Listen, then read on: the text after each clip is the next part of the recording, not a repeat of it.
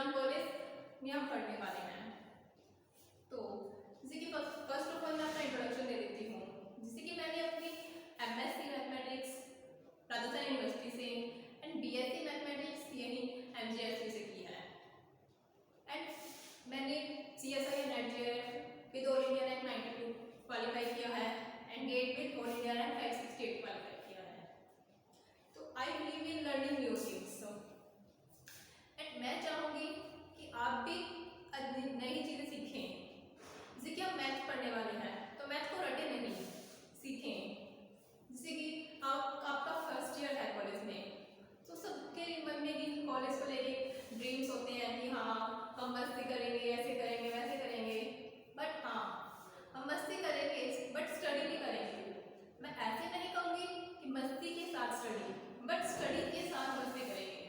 हमारा main focus होगा study, उसको हम उसके साथ साथ मस्ती करेंगे एंड स्टडी हम इंजॉय से पढ़ेंगे। सिर्फ रटने पे फोकस नहीं करेंगे कि हाँ हमें परसेंटेज लाने हैं, मार्क्स लाने हैं तो रटते जाओ नहीं। हम समझेंगे अल्टीमेटली मैथमेटिक्स है क्या। तो सबसे पहले हमारे फर्स्ट ईयर में 2 सब्जेक्ट होते हैं, 2 पेपर होंगे, वेक्टर कैलकुलस एंड उसमें ही होगा हमारा मैट्रिसेस एंड सेकंड पेपर अलग।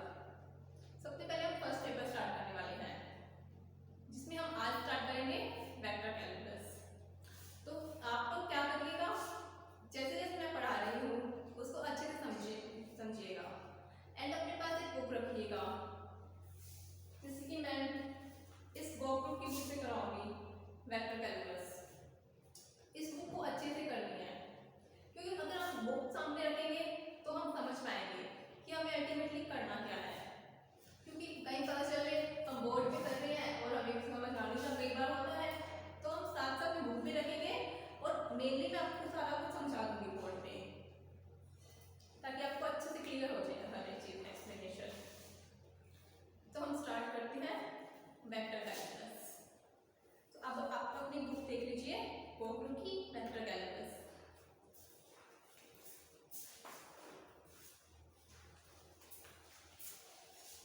सबसे पहले हम स्टार्ट करेंगे वेक्टर अलजेब्रा।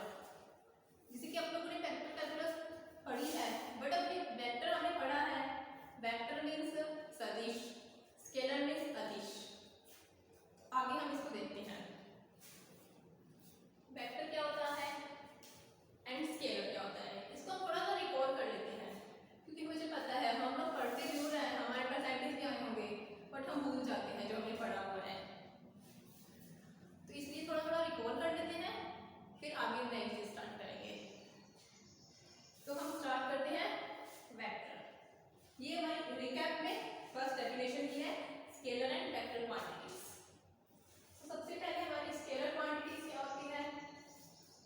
स्केलर क्वांटिटीज होती जिन राशियों का केवल परिमाण मीन्स मैग्नीट्यूड होता है। जैसे कि हम क्या करेंगे, हम प्योर हिंदी पढ़, मतलब हमारी लैंग्वेज तो हिंदी होगी, बट अब बीच बीच में वर्ड्स इंग्लिश करेंगे, क्योंकि जैसे कि हम देखते हैं, हमने पढ़ा ही है 11th क्लास में ही पढ़ा है हमने। जैसे कि वेक्टर इजी लग रहा है ना, उसमें सदिश बोलेंगे और सदिश अदिश थोड़ा कंफ्यूजिंग है। और बाकी जैसे हम देखते हैं सारणिक और डिटरमिनेंट, वो इजी पड़ता है ना हिंदी की बजाय, तो हम टर्मिनोलॉजी इंग्लिश करेंगे, क्योंकि वैसे भी इंग्लिश हिंदी दोनों हमें इजीली समझ आ सकती है। हिंदी मीडियम वालों को यही बेनिफिट होता है कि इंग्लिश हिंदी दोनों समझ आती है। तो हम ऐसे करेंगे कि सबको समझ आ सके अच्छे से। हम स्टार्ट करते हैं स्केलर।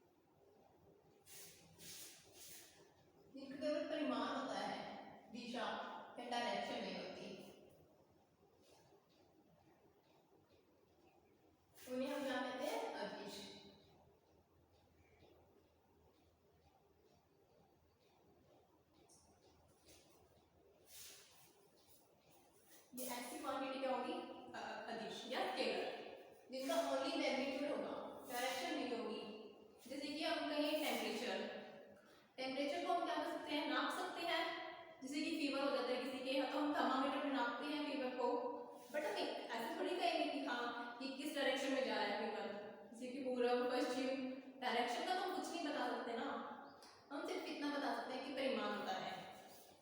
तो टेम्परेचर क्या होगा, अदिश राशि या तापमान बोल दो उसको।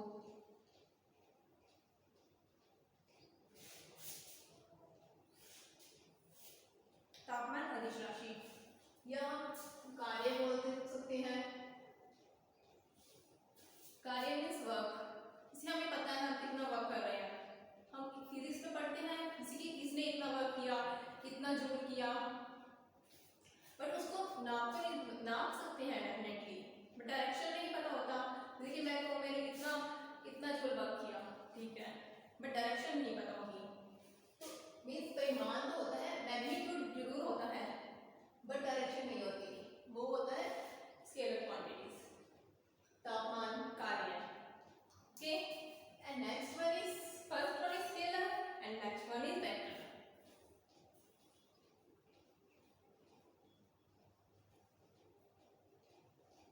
वेक्टर मीन्स सदिश।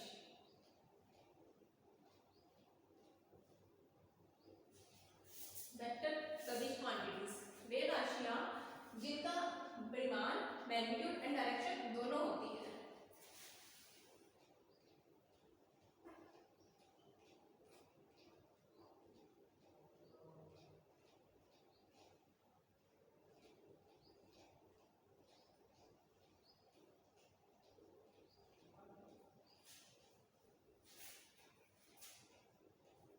इनके परिमाण में डायरेक्शन दोनों होते हैं। जैसे हम बता सकते हैं कि हम इतना परिमाण है, मैग्नीट्यूड है एंड इतनी ही डायरेक्शन है। इसकी एग्जांपल लिया विस्थापन या डिस्प्लेसमेंट। विस्थापन का मीन्स क्या हुआ, हमने फिजिक्स में पढ़ा था, जैसे कि एक पॉइंट ये है, ए पर्सन ए, वो यहाँ से होके यहाँ तक जा रहा है, मीन्स इस पॉइंट बी तक जा रहा है एक पर्सन, यहाँ से यहाँ तक जा रहा है। तो इस डिस्टेंस को माप सकते हैं कि ये पर्सन यहाँ तक कितना डिस्टेंस चला है, तो वो क्या हो गया हमारा परिमाण या मैग्नीट्यूड, ये सब नाप सकते हैं। एंड हम इस डायरेक्शन में जा रहे हैं, इसका मतलब हमें डायरेक्शन भी पता है, इस तरफ जा रहा है, डायरेक्शन भी पता है, ये हमें परिमाण, मैग्नीट्यूड एंड डायरेक्शन दोनों पता है, तो उसे हम कहेंगे वेक्टर क्वांटिटीज। मीन जो हमारे विस्थापन होगा या डिस्प्लेसमेंट वेक्टर क्वांटिटी होगी। एंड नेक्स्ट वन इज वेग। वेग भी हमारा वेक्टर क्वांटिटीज होती है। वेग क्या होता है, जो विस्थापन में चेंज होता है वो वेग होता है, तो वो भी हमारा क्या होगा, हमें मैग्नीट्यूड भी पता है और डायरेक्शन भी पता है कि इस तरफ जा रहा है, तो वेग उसका उसकी तरफ होगा ऐसे। तो हमारी वेक्टर क्वांटिटीज होगी स्केलर क्वांटिटीज। बट जैसे कि हम वेक्टर को कैसे शो करते हैं, माना ए एक क्वांटिटी हमारी वेक्टर है, तो हम क्या करेंगे, इसके ऊपर ए वेक्टर लगा देंगे, ऐसे इसको डिनोट करते हैं वेक्टर को। बट जैसे कि हमारी बुक में क्या होगा, जनरली इसको थोड़ा बोल्ड कर देंगे ऐसे, मीन्स थोड़ा डार्क कर देंगे उसको, वो लोग वेक्टर नहीं लगाएंगे उसमें, बट हम तो वेक्टर लगाएंगे। अगर हमें कंफ्यूजन हो तो समझ लीजिएगा जो डार्क वर्ड है वो वेक्टर को डिनोट कर रहे हैं। जैसे कि यहाँ लिखा हुआ है रिप्रेजेंटेशन ऑफ ए वेक्टर में ए बी वेक्टर, जैसे कि एक पॉइंट ए है, एक पॉइंट बी है, यहाँ से यहाँ तक जो हो रहा है पॉइंट, उसको हम ए बी वेक्टर लिखेंगे। Negative of A vector means जैसे कि कोई वेक्टर है मेरा ए, इसका नेगेटिव वेक्टर क्या होगा, माइनस ए वेक्टर। इसके आगे तो मैंने नेगेटिव साइन लगा दिया तो वो माइनस ए वेक्टर होगा। इसमें क्या, इसका मतलब क्या हुआ कि इसका परिमाण तो सेम ही होगा, परिमाण मैग्नीट्यूड मीन्स जैसे कि मैग्नीट्यूड अभी आगे हम देखते हैं, बट इसकी जो दिशा होगी ना वो विपरीत हो जाएगी। जैसे कि अगर कोई इस तरफ था ए वेक्टर, तो उसका माइनस ए वेक्टर, नेगेटिव वेक्टर क्या होगा, इस डायरेक्शन में अपोजिट डायरेक्शन हो जाएगी उसकी, नेगेटिव वेक्टर में। नेक्स्ट हम देखते हैं मैग्नीट्यूड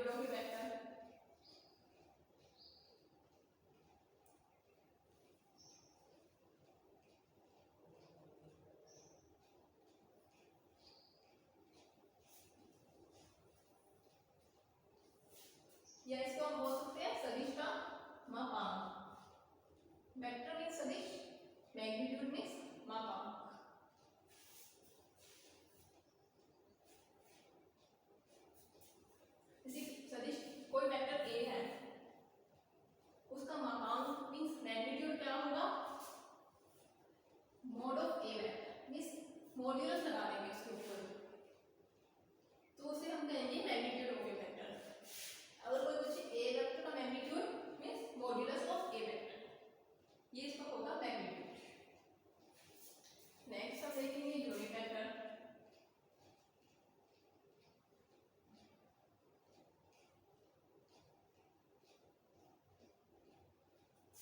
यूनिट वेक्टर के डेफिनेशन में क्या होता है, यूनिट वेक्टर को ए कैप से शुरू होते हैं। A cap means a vector divides modulus of a vector.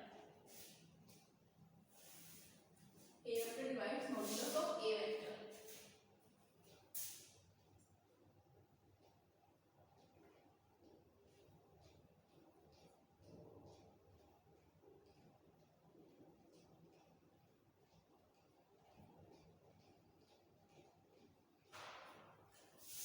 Unit vector क्या था हमारा, ए वेक्टर ए कैप से डिनोट करेंगे।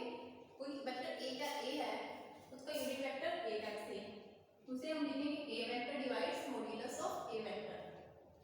ये जो मॉड्यूलस ऑफ ए वेक्टर था उसे हम डायरेक्ट ए में लिख सकते हैं, क्योंकि जो मॉड्यूलस होगा तो हमारा सिंपल ए होगा, तो यहाँ पर हम ऐसे भी लिख सकते हैं उसको ए वेक्टर डिवाइड्स ए।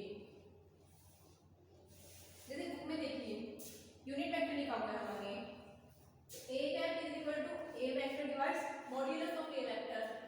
यहाँ पर सिर्फ मैंने वेक्टर लगाया है, बट बुक में क्या किया, बोल्ड अक्षरों में लिखा गया, उसको थोड़ा डार्क कर दिया, इसका मतलब वो वेक्टर ही होगा। ऐसे मत समझना कि वो हम मैग्नीट्यूड ऑफ वेक्टर है, नहीं, वो फैक्टर को ही डिनोट कर रहा है। जैसे कि ये हमारे यूनिट वेक्टर थे। अब हमारे जनरली यूनिट वेक्टर तो हमें पता है, कार्टेशियन प्लेन हम सबको पता है क्या होता है, x y एंड z। जो x एक्सिस की डायरेक्शन में का यूनिट वेक्टर होता है वो क्या होता है, i कैप, एंड जो y एक्सिस की डायरेक्शन में होता है वो j cap, and z axis की डायरेक्शन में k कैप। ये हमारा यूनिट वेक्टर होता है। तो इसके हमें जैसे कि यूनिट वेक्टर हो गया ना, उसका जो मॉड्यूलस करेंगे मैंने, या आई कैप का मॉड्यूलस कितना आएगा 1, जे कैप का मॉड्यूलस भी 1, के कैप का मॉड्यूलस भी 1 आएगा। मतलब कोई भी यूनिट वेक्टर होगा उसको मॉड्यूलस करेंगे तो हमेशा हमें 1 ही मिलेगा। तो आप इसको यहाँ पे ऐसे लिख सकते हो, modulus of a cap is equal to 1। Sorry, किसी भी वेक्टर का नहीं, इन तीनों का किया आएगा 1। नेक्स्ट हम देखते हैं, जैसे कि ये तो जनरल है, एक पोजीशन वेक्टर और देख लेते हैं। पोजीशन वेक्टर का मींस क्या होता है,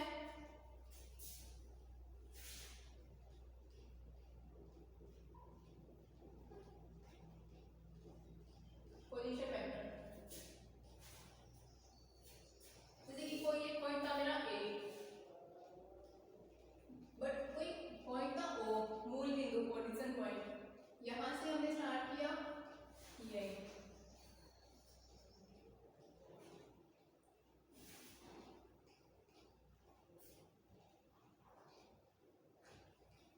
तो जो मूल बिंदु होगा उसके सापेक्ष जो स्थिति सदिश होगा मींस पोजीशन वेक्टर हमारा क्या होगा, ओ ए वेक्टर।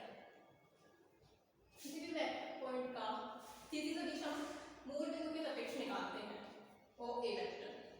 अब अगर किसने कहा कि नहीं मेरे को मूल बिंदु से नहीं देखना, मेरे को तो देखना है किसी सदिश ए बी वेक्टर, जैसे कि मैंने लिया कोई दूसरा सदिश, जैसे कि ये ए और बी पॉइंट था, इसका मेरे को पोजीशन वेक्टर निकालना, तो हम क्या करेंगे, बिंदु बी का पोजीशन वेक्टर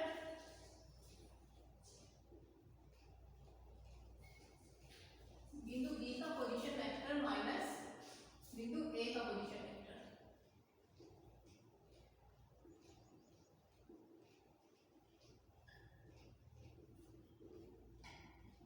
ये क्या हो जाएगा हमारा ए वेक्टर का स्थिति सदिश। जैसे कि इसको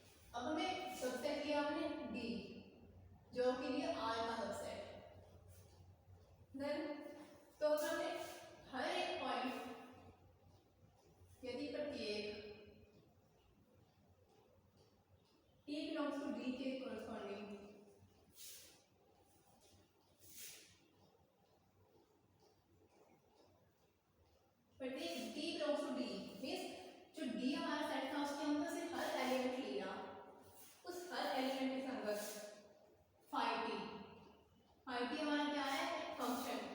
फंक्शन हमने पढ़ा है जैसे कि एक पॉइंट लिया उसके कोरस्पॉन्डिंग हमें उसकी इमेज मिल जाती है, वो हमारा फंक्शन होता है। यदि प्रत्येक t belongs to capital D के संगत phi t से एक अद्वितीय मींस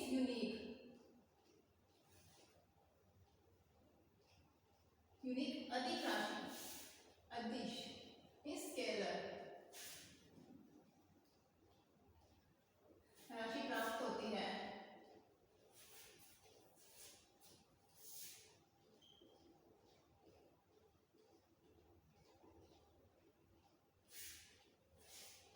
तो phi t क्या होगा, चर t का एक अदिश फलन।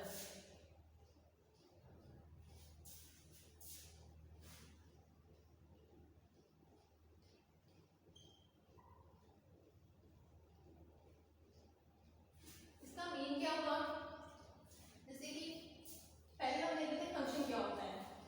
फंक्शन में क्या होता है, जैसे कि हमारा पास पॉइंट है, एक सेट A था, एक सेट B, इसके ऊपर कोई पॉइंट है, इस हर पॉइंट के कोरस्पॉन्डिंग हमें एक इमेज मिलेगी B के अंदर, इस हर पॉइंट के कोरस्पॉन्डिंग यहाँ पे एक इमेज यूनिक इमेज मिलेगी, वो हमारा क्या होता है, फंक्शन।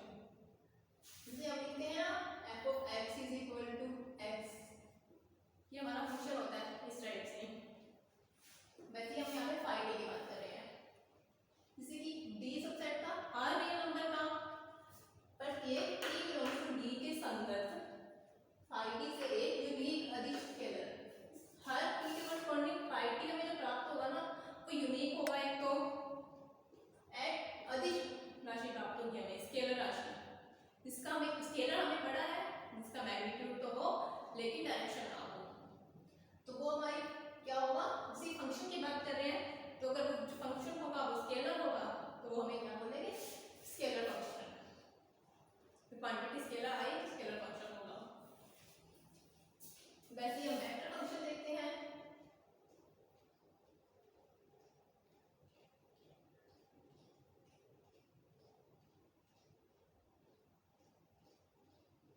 वेक्टर फंक्शन में क्या होता है,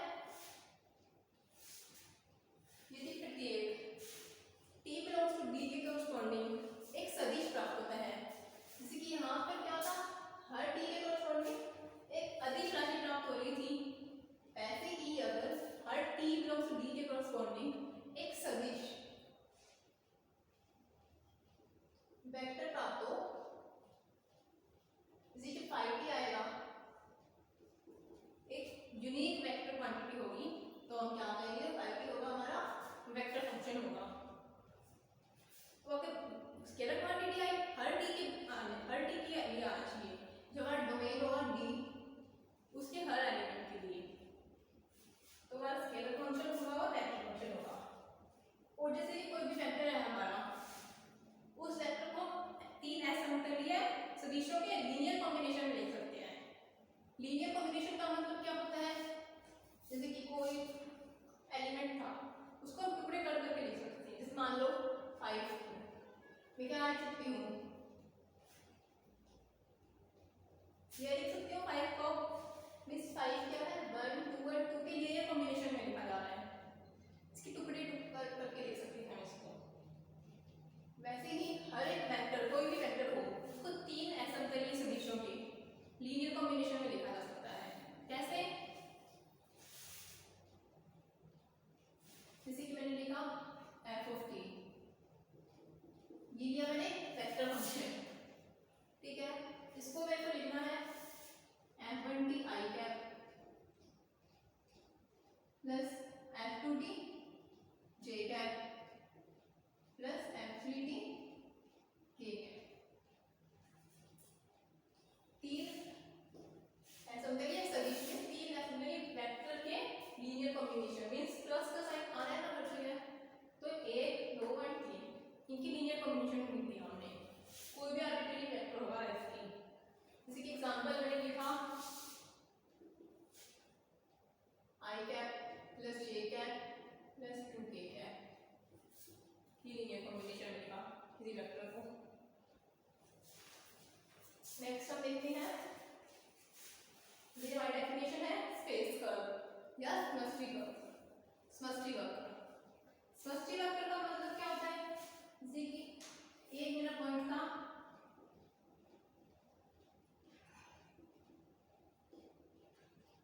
एक पॉइंट था मेरा O, यहाँ पे मैंने एक पॉइंट लिया A। अगर जो ये पॉइंट था इसके कॉरस्पॉन्डिंग अगर मैं t वैल्यू चेंज करूंगी, t जो टाइम है, t की वैल्यू जैसे जैसे चेंज करती जाऊंगी, यहाँ t की वैल्यू चेंज करती जाएगी, फंक्शन की वैल्यू हमें चेंज होती जाएगी।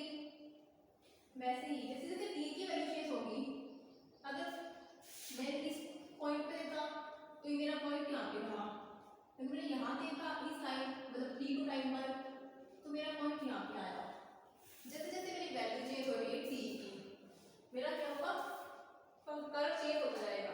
पहले यहाँ से यहाँ पर गए, फिर यहाँ से यहाँ पर गए, ऐसे चेंज होता जाएगा। एक कर्व मिल रहा है मेरे को बिल्कुल ऐसे संकल्प कर्व, मींस कहीं पे भी ब्रेक नहीं होगा, तो उसे हम क्या कहेंगे, स्पेस कर्व या समष्टि कर्व। ऐसे कर्व को हम कहेंगे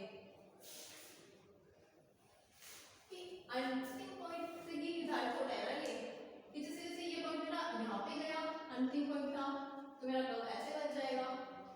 तो एंड पॉइंट से निर्धारित हो रहा है, इसलिए हम इसे स्पेस कर्व या समष्टि कर्व, कर्व में वक्र जो ऐसे भी हो सकता है, ऐसे भी हो सकता है। जैसे कि नेक्स्ट हम देखते हैं standard vector equation of a circle, means वृत्त का मानक सदिश समीकरण।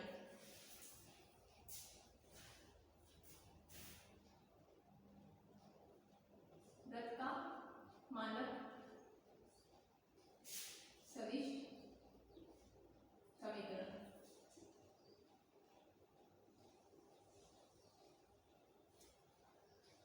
इसका मतलब सर्कल क्या होता है, सर्कल को ऐसे लिख दीजिए, इस टाइप का हो गया कोई,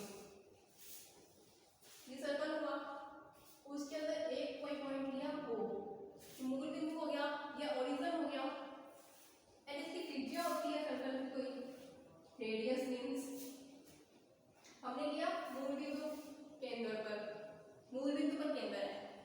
जैसे कि हम कार्टेशियन प्रोडक्ट करते हैं ना, कार्टेशियन प्लेन देखते हैं, चलो ऐसे टू वाला देख लो, x एंड y, हमारा मूल बिंदु O, अगर इस मूल बिंदु को हम ओरिजिन लें ऐसे, थोड़ी सी ज्योमेट्री खराब है इसको देख लेना, समझने का ट्राई करो, ज्योमेट्री में बच जाना।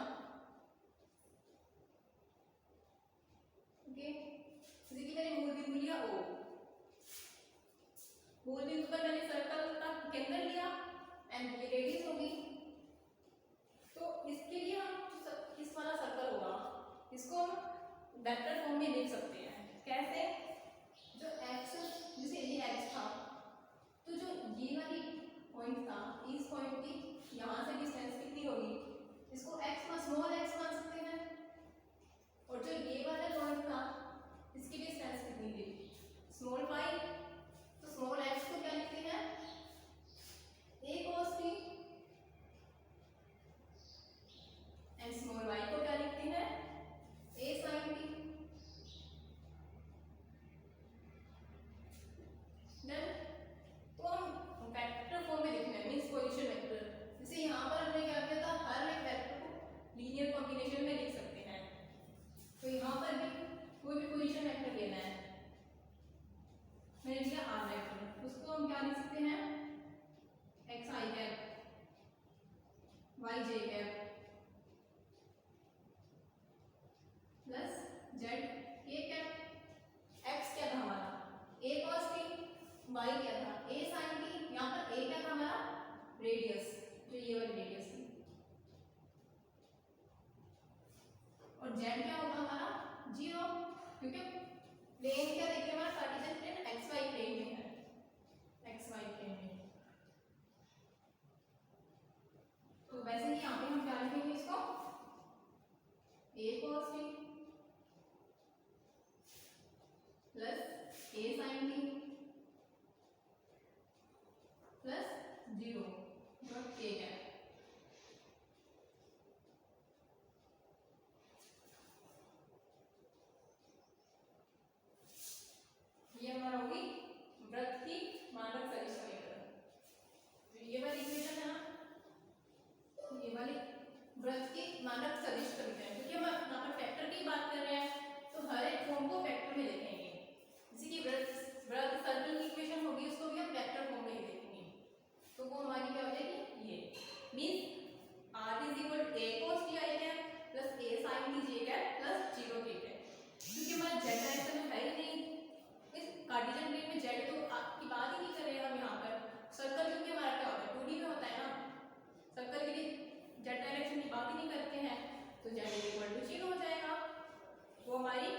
कलर की मानक इक्वेशन हो जाएगी।